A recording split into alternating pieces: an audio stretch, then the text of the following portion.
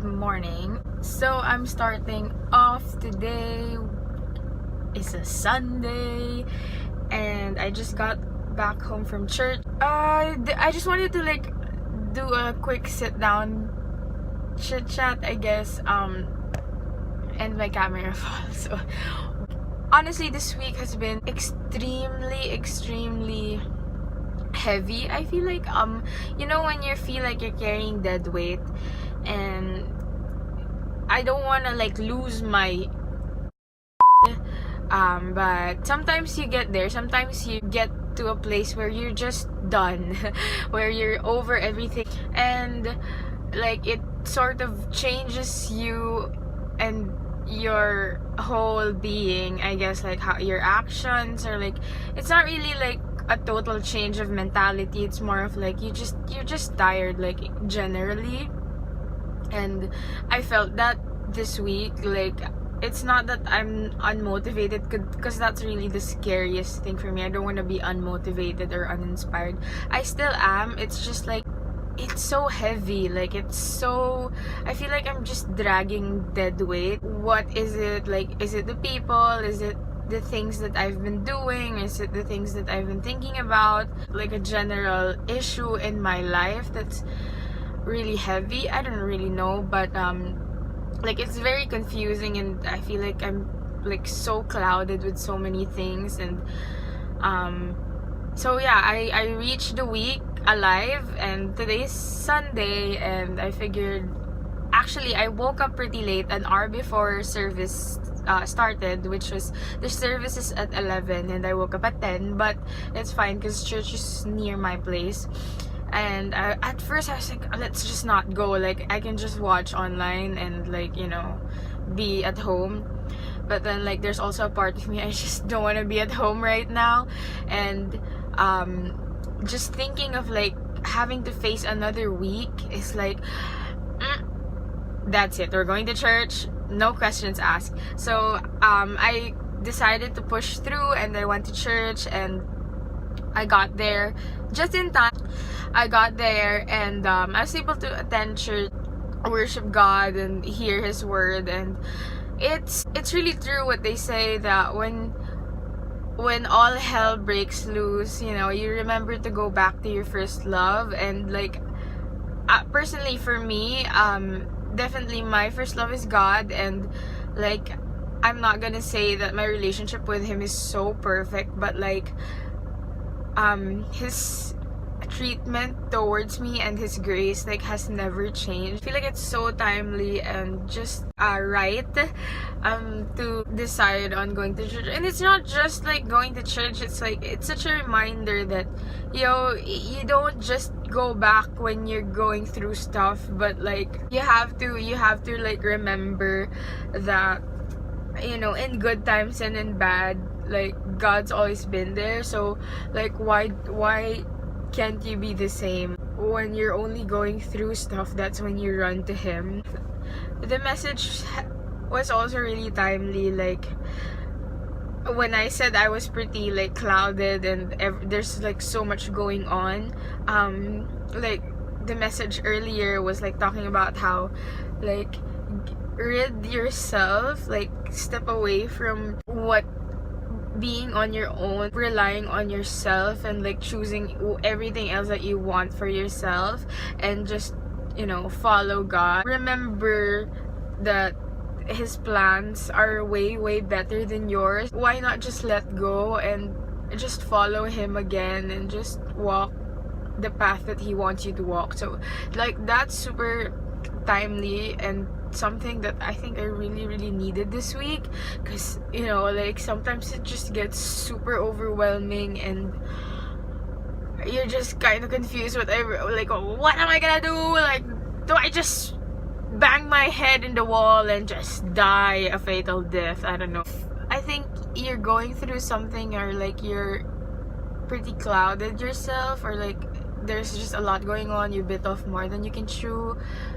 I don't know, whatever it is you're going through in your life, but it doesn't hurt to go back to your first love, whatever it is. It doesn't hurt to reach out to what you need and what you know is good for you. At the end of the day, you're your top priority, you're your biggest investment, so you have to remember how to pick up yourself and how to help yourself again. If that takes going back to what made you whole and going back to who or whatever it is that brought you up into like a healthier state and brought you into who you are as a whole person and as an individual before everything else like broke off or before you lost your, it's not a bad thing to definitely go back to what made you better. So that's just morning. Today is a Monday. I'm heading over to a nearby cafe to work because I have a lot of other pending stuff to do, and then I'm gonna head over to the gym. So let's go.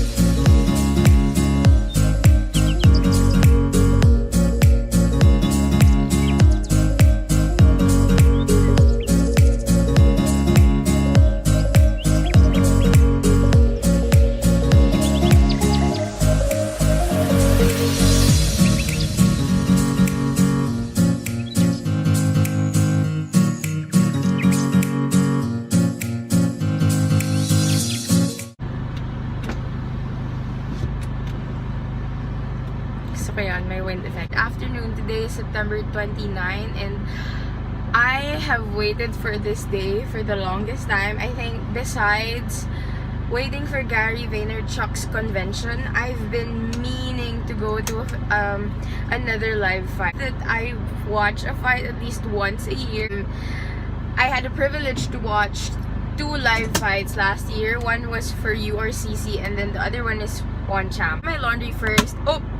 And we're gonna head on over to Araneta Coliseum, so that's where it's gonna be.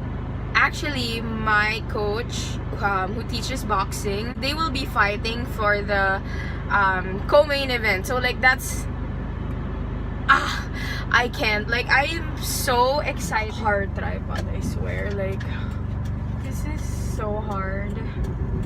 Oh god.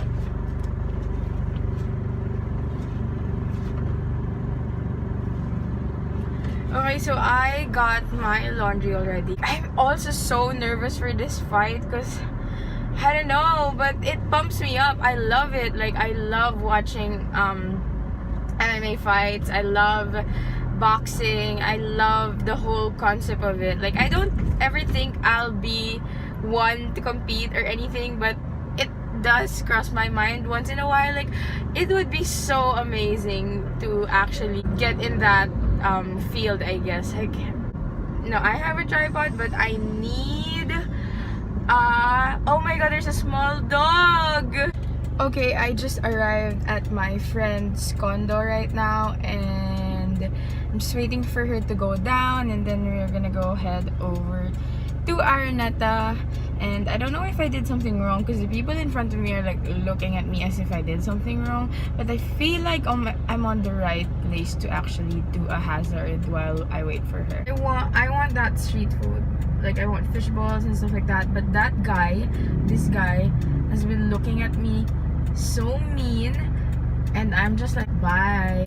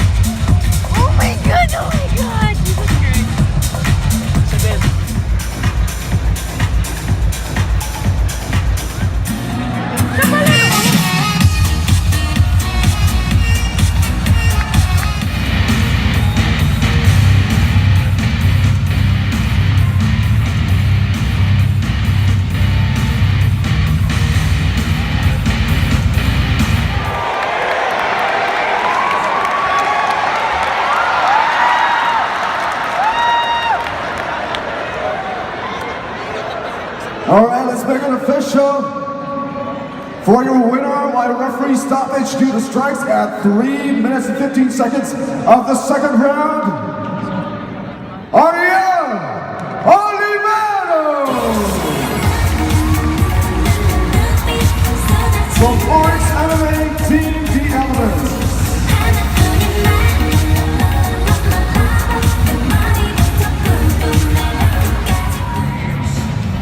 All right, your winner for this match, due to a technical knockout at 53 seconds of the third round, Dave Bongigi!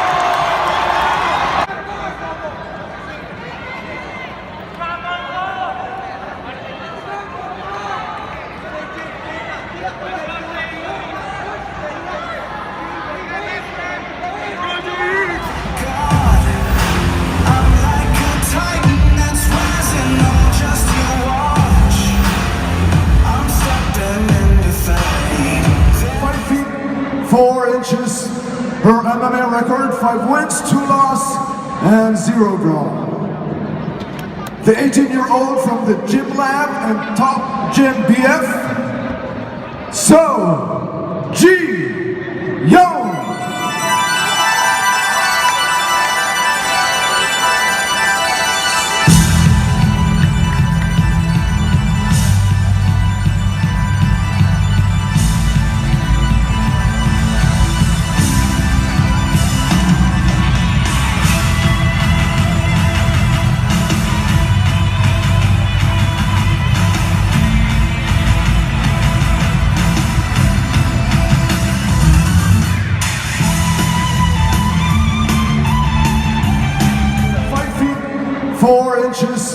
Her MMA record, 5 wins, 2 loss, and 0 draw. The 18-year-old from the Gym Lab and Top Gym BF, So Ji Young.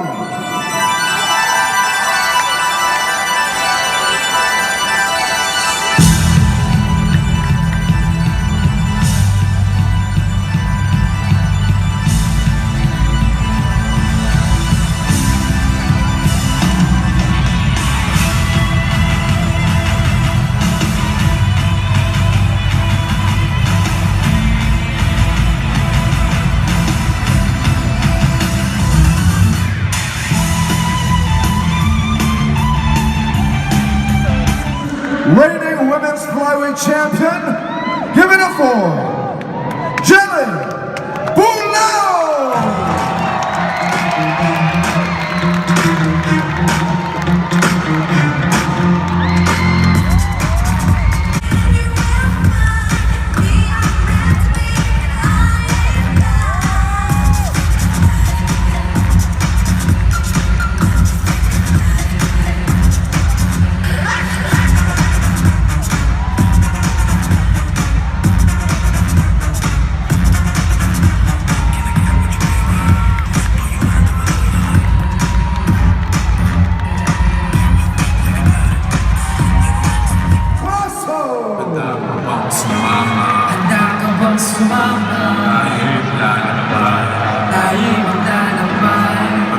Sa umaga at sa umaga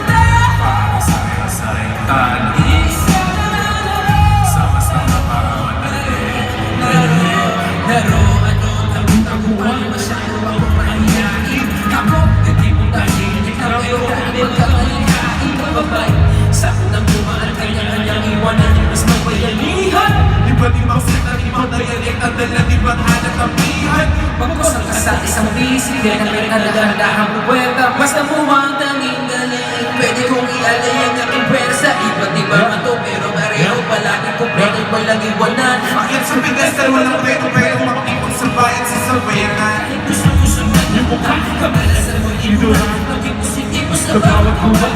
Pinabakas tuyo, matuhat na talaga lahat sa umpisa. Isahanan na, bago nagtigilan ang pagkalaya. Isang pwesto sa sabong sa gera, kung papapagpera ay makikita sa mamahayag. Kung sa lahat na hindi malaglag, ang ating bansa. Talagang makamandag ang bawat kasama. Ang tanong ko sa'yo ay handa ka bang sumama? Nakakapag sa mama. Dahil maglalapay pagdating sa umaga. Sa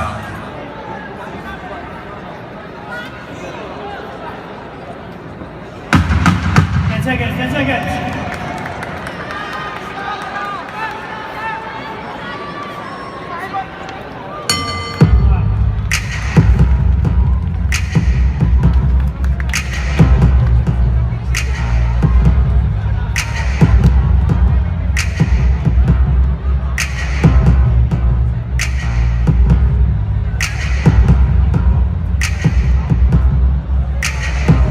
As expected by the Philippine MMA community or your Philippine MMA fans, this fight will not go on the ground. Slugfest talaga nangyari or boxing match ang nangyari. Sugar.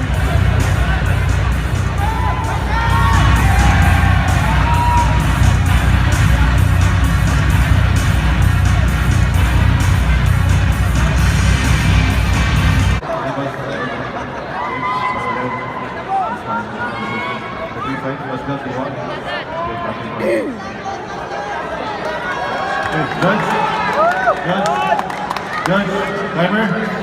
Are you ready? Are you ready? Hey, bakbakan na!